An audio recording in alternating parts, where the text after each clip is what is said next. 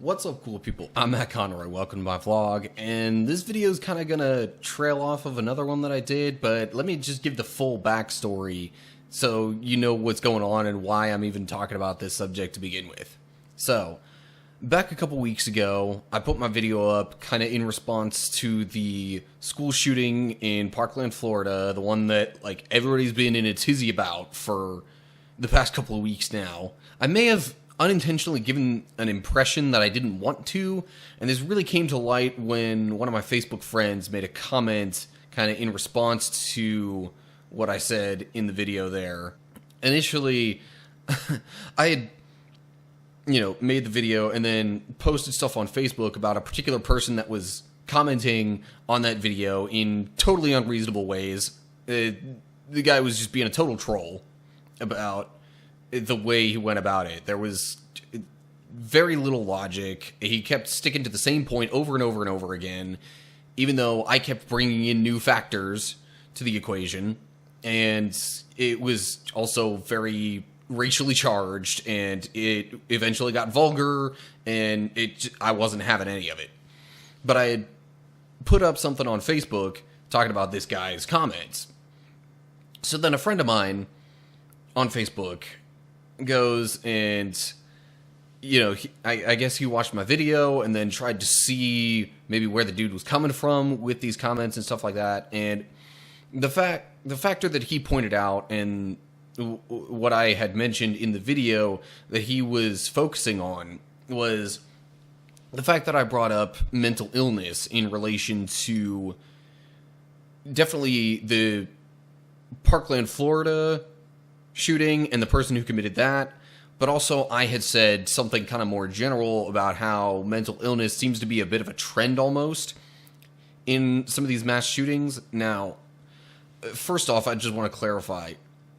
What I meant by that was that there seemed to be quite a few people, not necessarily even the majority, but a noticeable number of mass shootings committed by people that either already were known to have, or after the fact were then kind of somewhat diagnosed with some sort of mental illness. I'm not being really specific as to what it is because it varies sometimes. It could be, sometimes it's just like depression, sometimes it's bipolar disorder, sometimes it's a variety of things. But the point that I was trying to make with bringing that up in the previous video was that this particular person was known to have some sort of a mental illness. Now, whether it was a recently known thing and hadn't really kind of made its way through the system, so to speak, so that the store where he bought the gun from would have known that he had a mental illness or anything like that, I don't know. But whatever the case might be, the point that I was trying to make is that, for people who are somewhat unstable, who are, dealing with very easily fluctuating emotions and reactions, and in some cases, people who are dangerous to themselves, never mind the people around them. My point was that I think there needs to be a better system around, communicating what types of mental illness these people have and getting it through whatever system it needs to get through. And, there needs to be some sort of knowledge, background check type of thing that can happen at the point of sale for these guns, because I think that's just an extra factor adding to the potential danger of owning a gun. I'm not saying that, there's anything inherently wrong with mental illness. I'm not saying that there's anything that, really... I wasn't trying to take the issue of mental illness lightly. In fact, I think it's very unfortunate the way that we tend to look at mental illness and just the overall state of that within our broader society and culture these days. So I wanted to take a little time to focus on that, specifically on mental illness, and give some more of my thoughts on that whole topic and just how serious I do actually take mental illness. And it's because of the seriousness of my view on mental illness, really, that was the reason I said before that it's certainly specific mental illnesses should not be allowed to purchase guns or really any kind of dangerous weapons.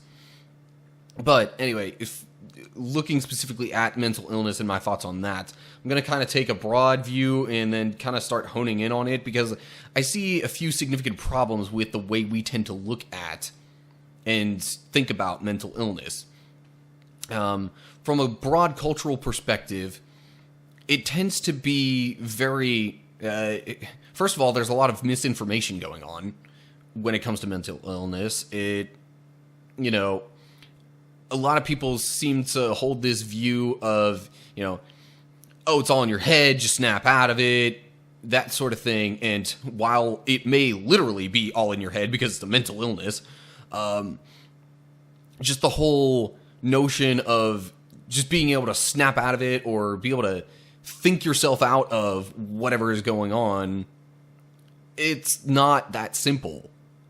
You don't just snap out of like a physical illness like the flu or a cold or anything like that. It's not just something that, boom, it's gone because you wanted it to be gone.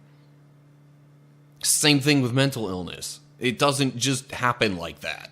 But I also think the culture tends to very much like kind of stigmatize almost mental illness as if, if you have a mental illness, there's something that's extra wrong with you, more so than it would be if you just had a physical ailment or anything like that. I think people also tend to underestimate like the physical impact and the emotional impact and just the overall effect of mental illnesses on people, whatever it might be. I'm just painting a very broad stroke because I could talk for a really long time about specific mental illnesses, but I don't think it's really proper in this context to really try and expand upon that too much. Kind of narrowing the scope a little bit and being more specific, I think the way we usually treat mental illness isn't exactly the greatest. I say we, but really I mean, doctors, physicians, a lot of even psychologists and therapists sometimes. Because it seems to me almost like the primary focus ends up being far too often on just the symptoms and what's resulting from the mental illness and trying to lessen that effect.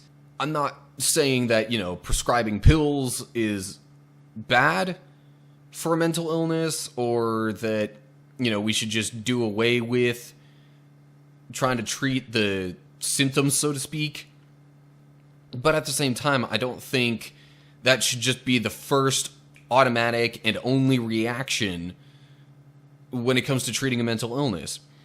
Because, okay, sure, like, chemically, biologically, scientifically speaking, it might be, some sort of imbalance, some sort of chemical imbalance going on in the brain with different things going on. But just because it's a chemical imbalance, that can be, treated or kind of postponed or whatever you want to call it with certain medications. I don't think that really gets to the root cause, though, because what causes these chemical imbalances? There's got to be something else going on outside of the brain that is, having an effect and putting stuff into this, because why else would it happen in the first place? You don't just get a mental illness out of nowhere, at least from my understanding.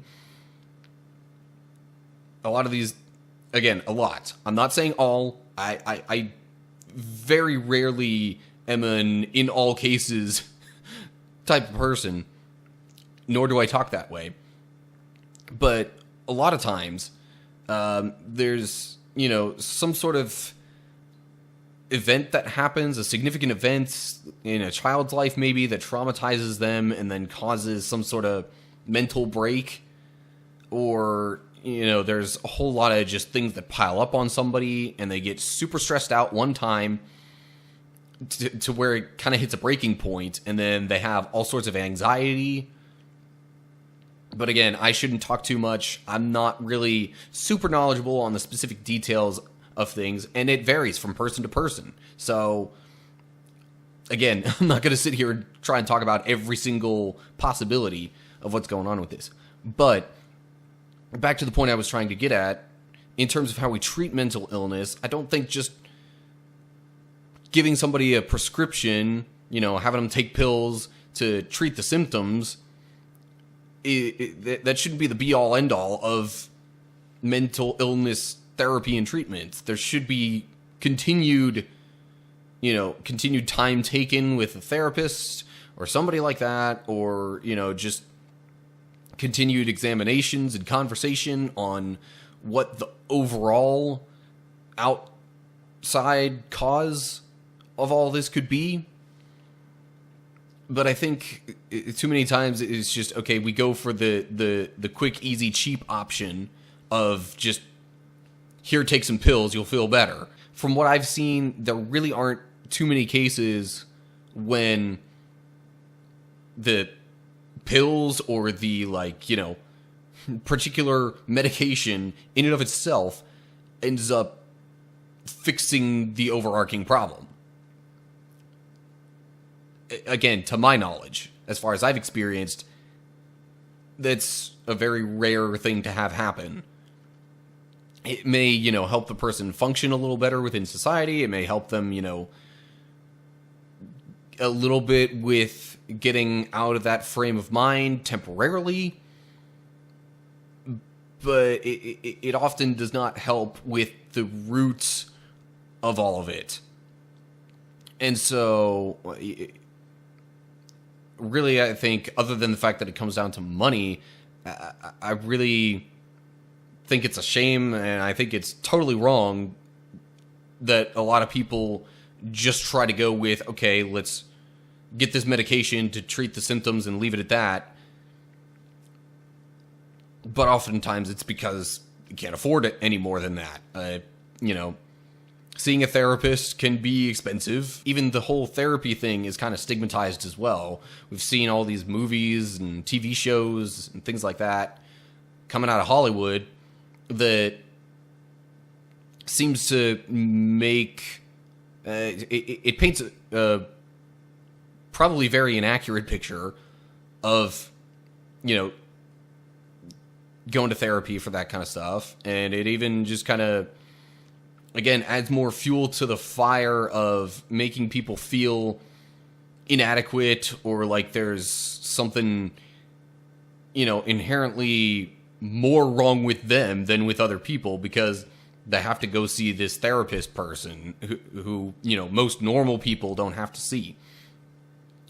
I think really the truth of the matter is, somewhere within most people, if we went to a therapist, if we all went to, therapy sessions on a regular basis with some sort of, psychiatrist, psychologist, whatever type of person that deals with the mind and the way people think and all that kind of stuff,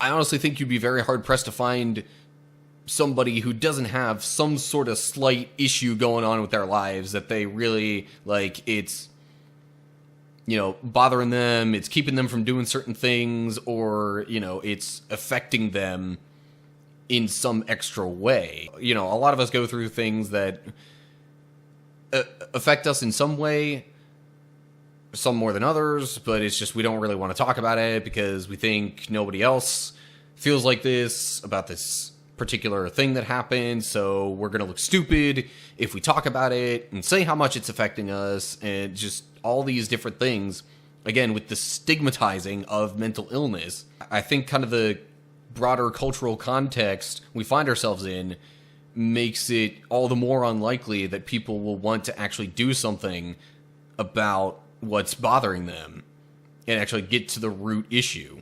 I think actually, going to see a therapist on a regular basis is massively underrated and over-stigmatized. I also think that just the way that we look at mental illness within our culture and our society is generally very wrong. It's a lot of people have warped, distorted views of mental illness and what it actually is and what it actually does to people. The brain is the most complex organ in the human body, and it has all sorts of varying effects on people. There's so much beyond just the simple, you have depression, and so you're always kind of sad. There's so much beyond that with practically any mental illness that anybody has. I probably don't even have entirely the correct perspective on mental illness because I don't have one myself. Of course, given my earlier comments, maybe I actually do to some effect, and it's just because I haven't gone to see a therapist or somebody like that. I don't know that I have it. In any case, that's really what I wanted to drive home, is just the whole concept of mental illness, I think, is broadly misrepresented within our culture. It's either very sensationalized or it's super duper downplayed. And I think we need to find some sort of, actual happy medium closer to the actual truth of the matter. But anyway, that's all I've got this time around. So, like and share the video if you enjoyed it. Go to my channel, subscribe, click the bell, check the notification box while you're there. That should give you updates on all the latest videos that I post, all my YouTube activity. You can also follow me, Facebook, Twitter, Instagram. Information on those is down in the description below this video. Feel free to leave comments. Am I 100% completely wrong in all of my thinking about mental illness? Let me know. Is there something else you want me to talk about? Leave a comment. Any other video ideas that you have for me? Put it down below. And I think that's about it in terms of keeping up with my videos and interacting and all that kind of stuff. So, I hope you're all doing well, and hopefully I will see you in the next video. Stay cool, people.